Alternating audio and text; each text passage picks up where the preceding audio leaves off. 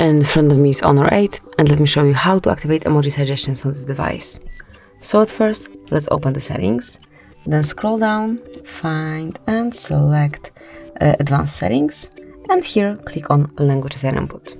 Now select the Gboard right here, and then go to Text Correction feature.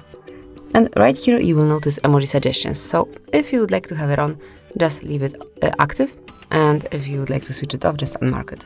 No, it's not the one, here it is. And obviously, if you would like to activate it as we previously said, and it is not active, just mark the switcher. So this is it, that would be all. This is how we can manage emoji suggestions. Thank you for watching, please subscribe our channel and leave the thumbs up.